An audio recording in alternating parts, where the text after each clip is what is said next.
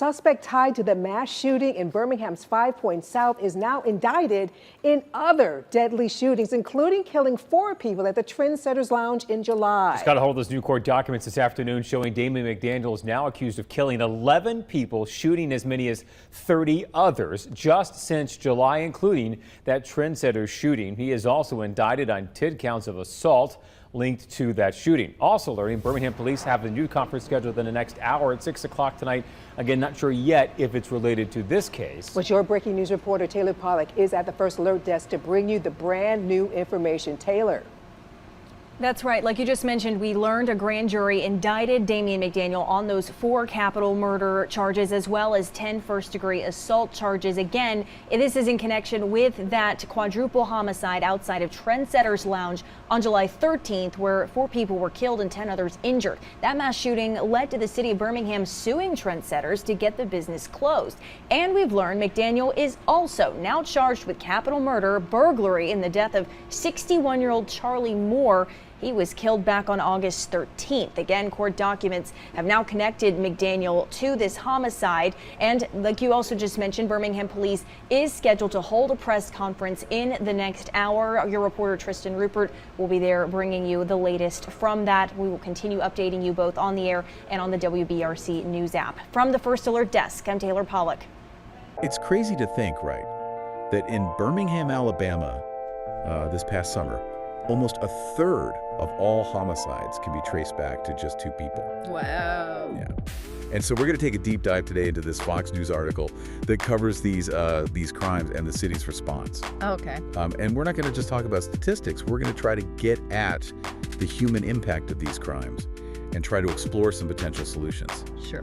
So join us as we uncover the story behind these shocking numbers. Yeah, it really is amazing that such a small number of individuals can have such a huge impact on a city's murder rate. Right. I mean, it really highlights the complexities of crime in cities, and I think it begs the question, what leads to this kind of concentrated violence? Yeah, absolutely. And, you know, it's not just about the numbers. Yeah. It's about the lives that are lost, and it's about the community that's left grappling with fear.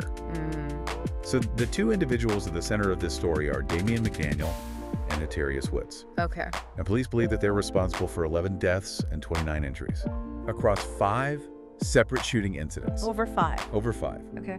Yeah, and one of these shootings even took place near the University of Alabama at Birmingham. Oh, wow. You can imagine how much panic that caused. Yeah, absolutely. Okay.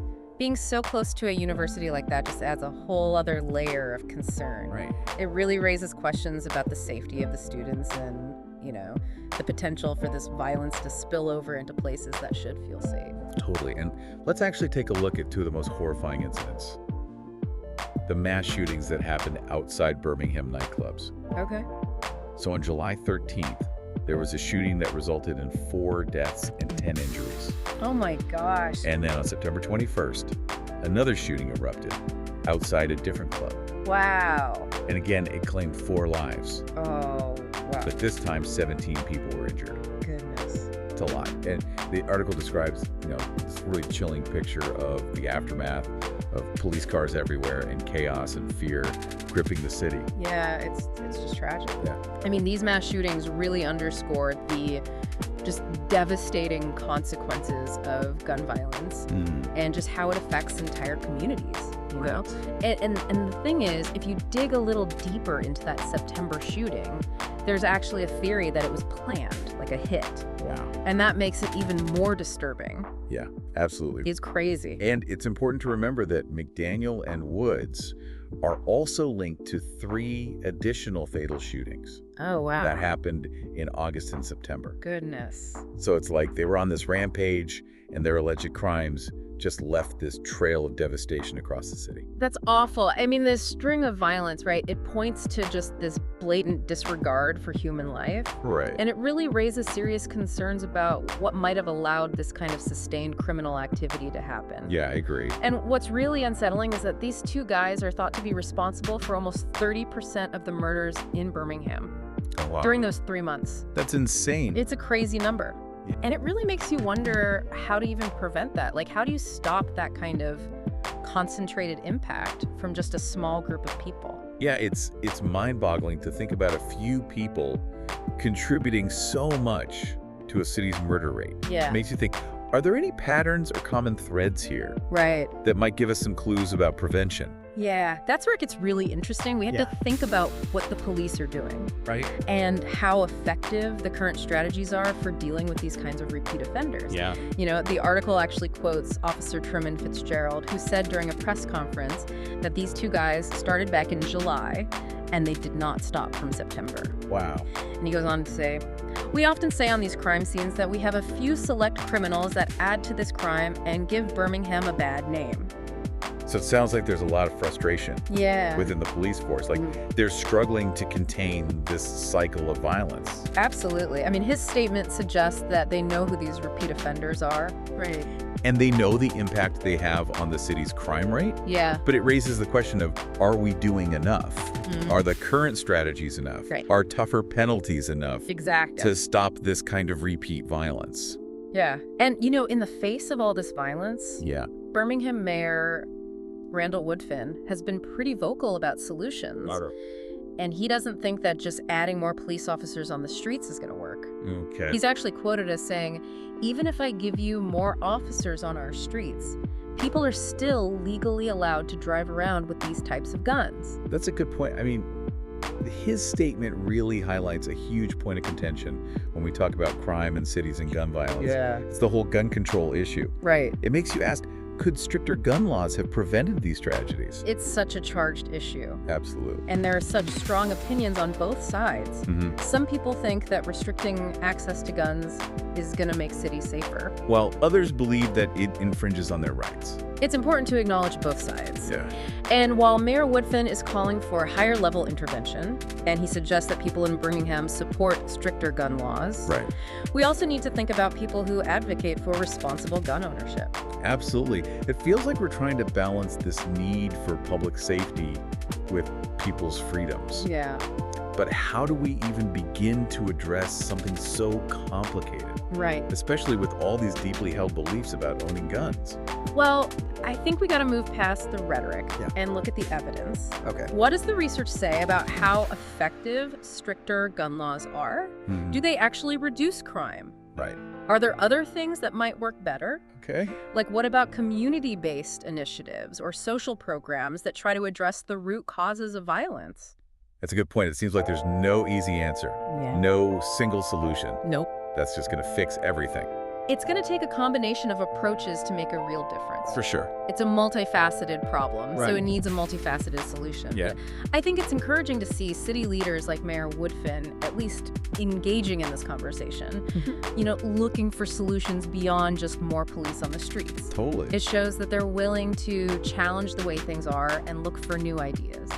Yeah, and it's a good reminder that real change usually means being willing to think differently. Exactly. You know, it's easy to get lost in all the talk about laws and solutions and stuff. Yeah. But we can't forget about the real people who are affected by these crimes. Right. The article mentions 11 deaths and 29 injuries. But those aren't just numbers. No. Those are real people whose lives were cut short or changed forever by gun violence. Exactly. We have to remember that behind every statistic, there's a story. A family that's hurting, a community that's grieving. Yeah. These acts of violence, they have consequences that go way beyond just the victims. Absolutely. And, you know, while we've been talking about stricter gun laws and tougher penalties, Right. it's clear we need to address the root causes of crime. Yeah. So what are those and how do we actually tackle them? I think we have to look at things like poverty, Okay. lack of opportunity, bad schools. These are huge problems, and they create environments where crime can thrive. Right. These are complex systemic issues that need long-term solutions. Yeah. We need to invest in communities that have been ignored for too long. So it's not just about cops and punishment. No. It's about creating a society where everyone has a chance, Exactly. a chance to A succeed, chance to make something of themselves. where the conditions that lead to crime are actually addressed. Right. We need to invest in education, job training, affordable housing, Okay. community programs that help young people. It's about breaking that cycle of poverty and despair Yeah. that can lead people down the wrong path. This whole deep dive into what happened in Birmingham has been really eye-opening. It has. It shows just how devastating this kind of concentrated crime can be in cities and how hard it is to find solutions. Yeah. We talked about stricter gun laws, Right. the role of law enforcement, and the need to deal with the social and economic problems that contribute to crime.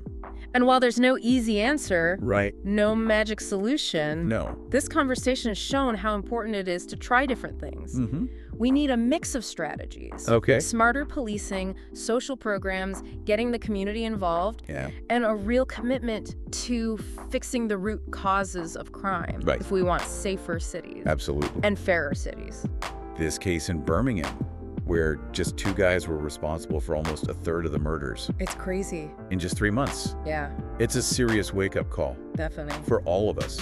Whether you're a politician, a community leader, or just a regular person, Right. we need to work together to find solutions. Yeah, Solutions that protect people absolutely. and create a better future.